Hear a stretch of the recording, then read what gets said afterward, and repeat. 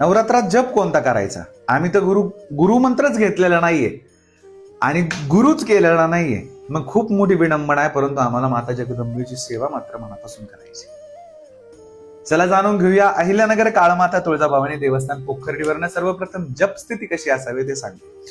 कमळगट्ट्याच्या माळावर, रुद्राक्षाच्या माळावर, रक्तचंदनाच्या माळावर आपण माता भगवतीचा जप करू शकतो. त्याचसोबत पवळ्याची माळ जी असते त्याच्यावर देखील आपण जप करू शकतो.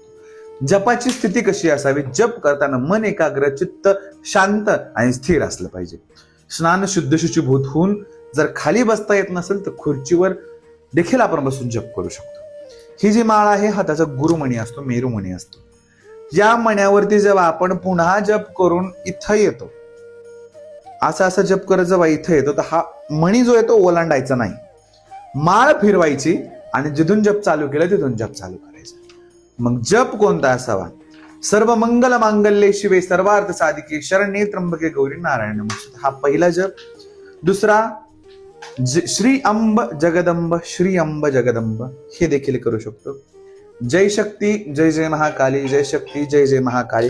किंवा तुम्हाला दशमहाविद्यामधलं जर एखादा जप करायचा आहे, दशमहाविद्याचे वेगवेगळे जप स्तोत्र आपल्याकडे आहे, मग काली काली काली काली असं देखील म्हणू शकतो. दुर्गाचं जप करायचं, दुर्गा दुर्गा दुर्गा दुर्गा असं म्हणू शकतो.